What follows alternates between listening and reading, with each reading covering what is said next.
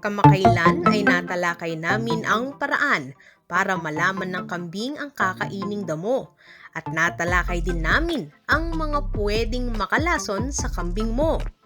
Kung hindi nyo pa ito napapanood, tignan ang mga links sa description box sa baba.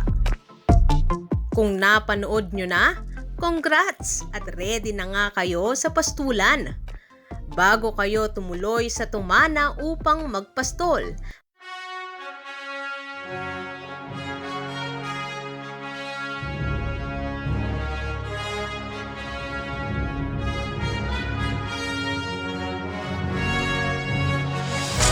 Sumot mga kapatid!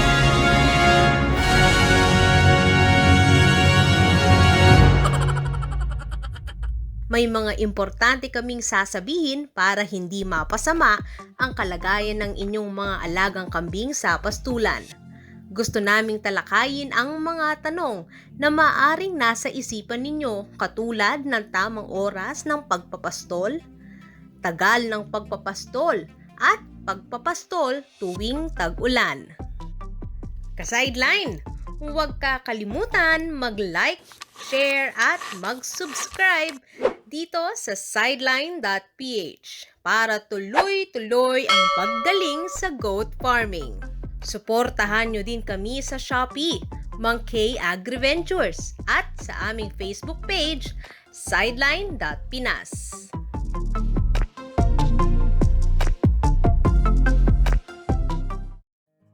Ang cut and carry ay pinakamagandang termino ng napakasimpleng Tagalog na pagsasakate. Pero ang ibig sabihin, kalimitan ay magsakate ng mga tanim na karaniwang kinakain ng kambing, katulad ng mulberry, kakawate at napier grass.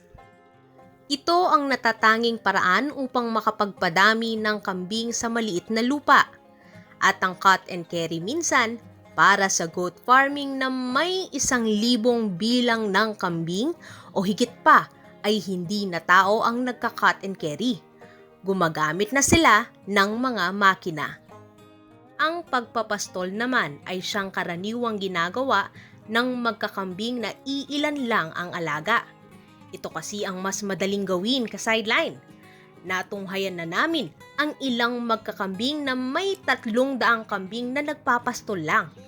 Ito kasi ang pinakamadaling paraan ng pagpapakain ng maraming kambing kumpara sa pagkuha ng napakaraming damo.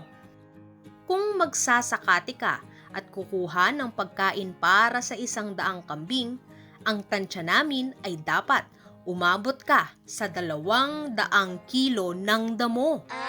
Hindi yan madaling gawin ka-sideline, lalo na kung mag-isa ka lamang. Ang tanging sagot, pagpapastol. Maliban doon, masagana kasi ang tumana. Iba't ibang klase ng damo, iba't ibang bitamina at mineral ang makukuha.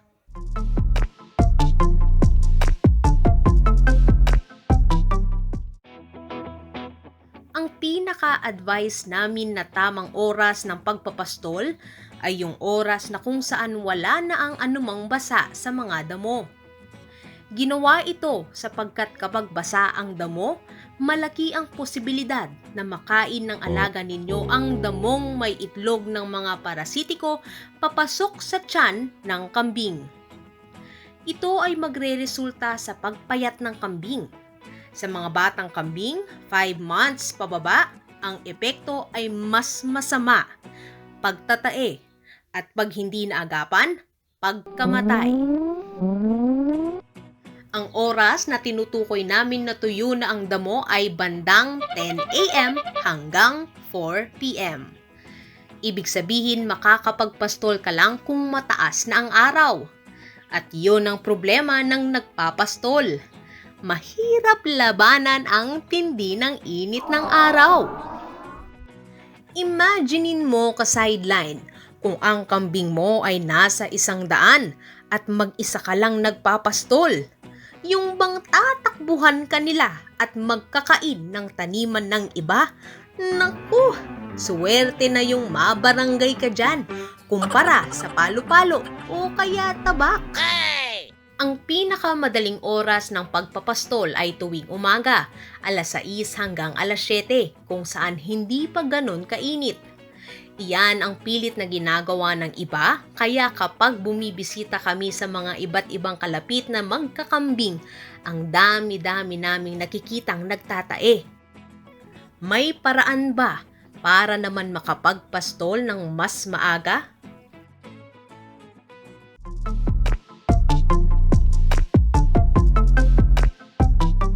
Dalawa ang alam naming dahilan kung bakit nagtatae ang mga kambing kapag masyadong maaga kung magpalabas. Ang isa ay sa kadahilan ng paulit-ulit ang lugar ng pinagpapastulan at masyado nang maikli ang mga damo. Tandaan ka sideline, ang pinakamagandang damo sa pastulan ay yung nasa 1 pie ang taas. Ang pinakasimpleng paraan upang maiwasan ang pagtatae dulot ng maikling damo, dalhin ang mga alagang kambing sa lugar na may kahabaan ng damo at iyong hindi pa napupuntahan. Kapag ganyan lagi, kahit maliliit na kambing, protektado. Ka-sideline, ang swerte ninyo kung magagawa nyo ang pabago-bagong lugar ng pagpapastulan. Kung katulad kayo ni Mang Kay, na limitado lang ang lugar na pwedeng pagpastulan, walang natatanging solusyon kung hindi mag-deworm ng mas madalas ng mga alagang kambing. Si Mang Kay, nagpapagala lang sa loob ng 3 ektarya mahigit na hindi niya lupa.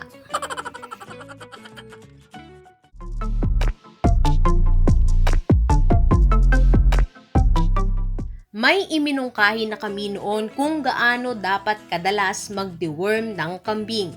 Kung hindi nyo pa nakuha ang guide at gusto nyong makuha ang guide namin tungkol sa deworming, i-comment na lang ang inyong email sa baba. Ang pwede nyong isipin, magastos ang palagiang pagde-deworm. Tama kayo ka-sideline, gastos nga, pero kumpara naman sa mamatayan ng ilang kambing, ang pagde-deworm ay sobrang mura. Para makapagtipid kayo ka-sideline, ang ide-deworm ng kada buwan ay yung mga 5 months old pababa lang. Ang mga kambing kasi na 5 months old pababa ang karaniwang tatamaan ng matinding coccidiosis o pagtatae dahil sa pagkain ng basang damo. Gamitin ang dewormer katulad ng Valbacen sa mga batang kambing at makikita nyo ang mas mabilis na paglaki ng mga alaga nyo. Ka-sideline, itaya mo ang mga batang kambing sa pagkain ng batang damo, isa pa lang ang mamamatay. Talo ka ng mahigit sa 1,000. Kung tutuusin, mas mababa ang gastos mo kung sana ay nag-deworm ka na lang.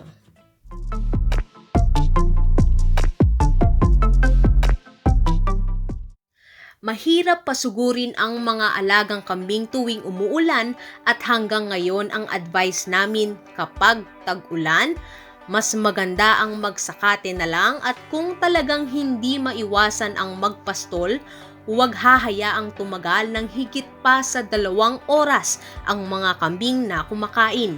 Ibig sabihin, limitado lang dapat ang kakainin nila. Bumawi na lang sa mga susunod na araw.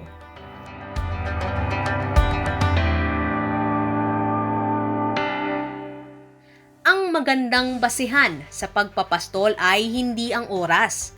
Mas maikli ang mga damo, mas matagal ang pagpapastol.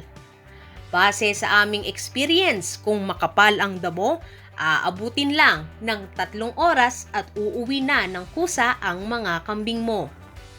Magandang basihan din ang laki ng tiyan ng mga kambing. Kapag malaki na lahat ang tiyan, ibig sabihin ay okay na okay na.